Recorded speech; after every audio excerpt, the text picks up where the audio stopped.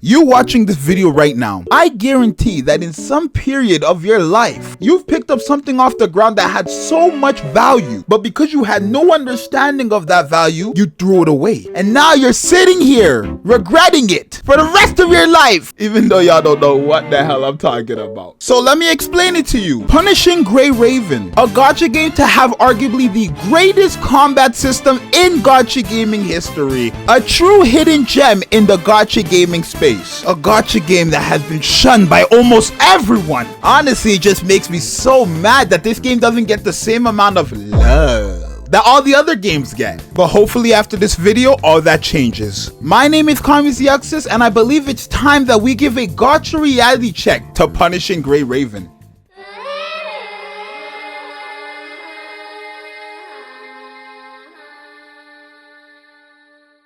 Now, if you were to ask me, I would tell you that the story for Punishing Gray Raven, aka PGR, is very good. Now, the story of PGR follows a group called the Gray Raven, which contains a trio led by Lucia and also followed by Lee and Liv. And the goal is for the Gray Raven to destroy the Punishing virus, a virus that has corrupted the entire world. Now, getting rid of this virus in the story is very important, because if the Gray Raven doesn't get rid of the virus will kill any human it touches, and for any machine it touches, the machine gets reprogrammed into a monster that sides with the virus and destroys humanity itself. Now, I'm not going to spoil the entire story for you guys just because I want you guys to go in there and try it out yourself. But if you're wondering, yes, there are other people that will come in and help them. Obviously, there's no way they're going to have 3 people take care of this virus by themselves. Now, one thing I didn't like about Punishing Gray Raven's story is that they had no English voice acting. Not only that, not all the scenes were voice acted. There are actually more unvoice act scenes than voice acted scenes. Now let me make this clear. The story has no English voice acting, but there are English voice lines when fighting with the character, or if you're just in the lobby. So for someone like me who actually wants English voice acting in a gacha game, I find that to be a bit unfortunate. But that personal issue has nothing to do with the story itself. But like I say all the time, the story is only good or bad depending on who is reading it. But in my opinion, I do think it's good.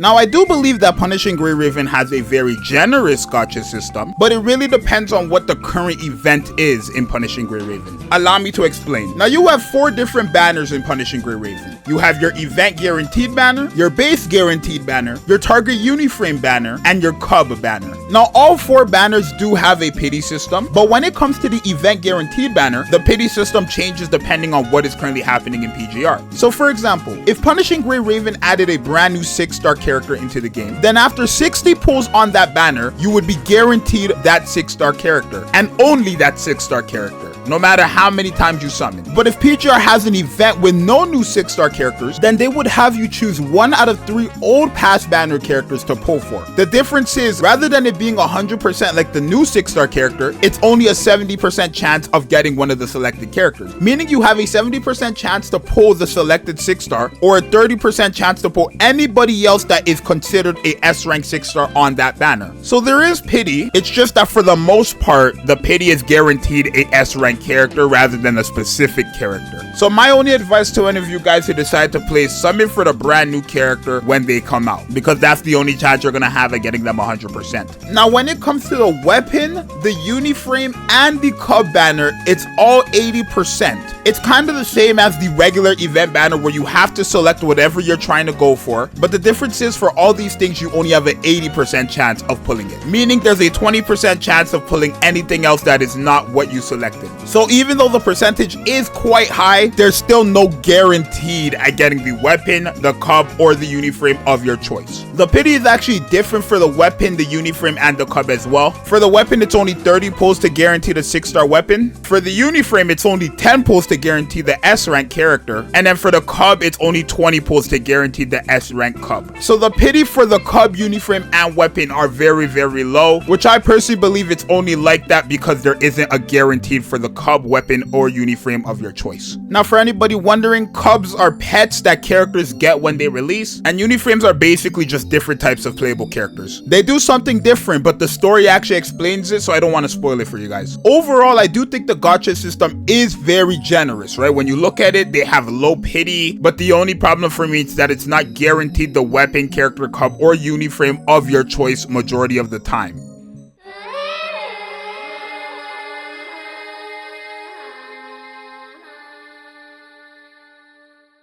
Now, when I say Punishing Gray Raven is a contender for a gacha game with the greatest combat system to date, I mean that genuinely. I mean, Punishing Gray Raven is literally known for having a crazy combat system. PGR actually looks quite difficult to most people, but it's a very simple game. So of course every character has their normal attack, but characters have basic skills and special skills. Now every character has 3 different basic skills, and they're all corresponding to a certain color. Those colors being red, yellow, and blue.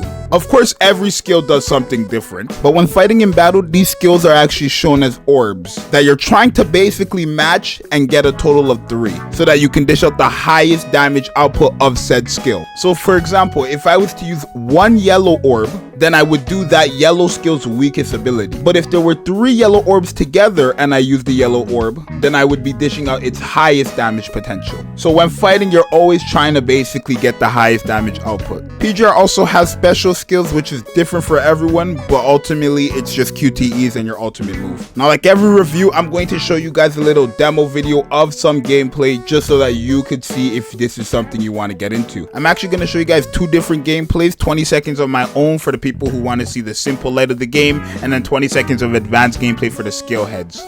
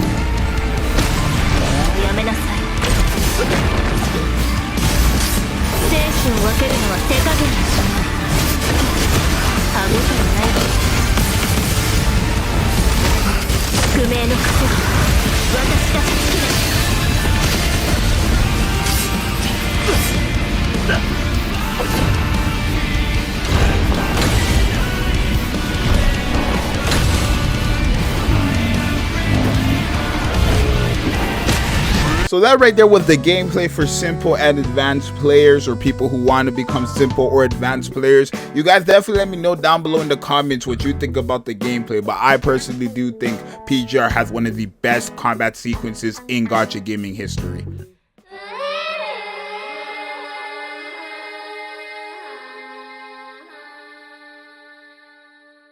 Is Punishing Gray Raven free-to-play friendly? I would say so. I mean, they give out a lot of stuff that goes to players, and it's very helpful for the players as well, such as selectors for characters or weapons. Obviously, if we go back to the gacha system, them allowing you to choose whatever you're aiming for and have a higher rate at getting what you're aiming for. Not to mention that there's events that have unlimited items in the event shops that allow you to progress faster by getting the materials you need for low event currency. I easily think Punishing Gray Raven is one of the most free-to-play games out there. It's very generous as well, right? Obviously, as a free-to-play, you can't get every single thing in the game, but if you do plan right, in Punishing Gray Raven, I want to say you are actually able to mostly get everything in the game.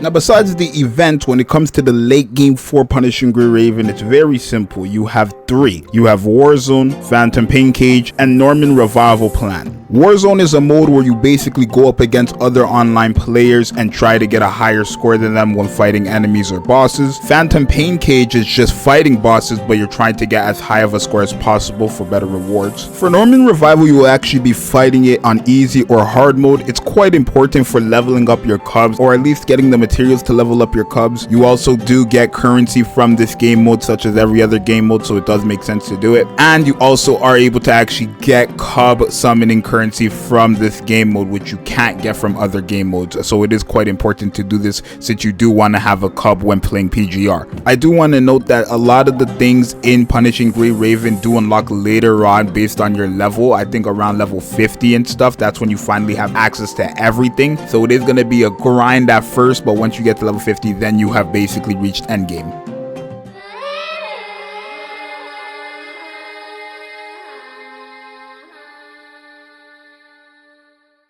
Honestly, if you were to ask me, I would tell you that Punishing Gray Raven is a fantastic game. The only problem is that it's very underrated due to having no promotions. The game itself is very good though. Combat is great, the gacha system, at least to me, is very good, and just the overall scenery of the game feels nice to me. It is a game I would highly recommend, especially if you're looking for that hidden gem game. But for now, that's the gacha reality check for Punishing Gray Raven. It's your boy Kamiziaxis. Why don't you guys let me know how you guys feel about the game in the comments. Like, subscribe, share, all that good stuff. But for now, po. Yes, call me.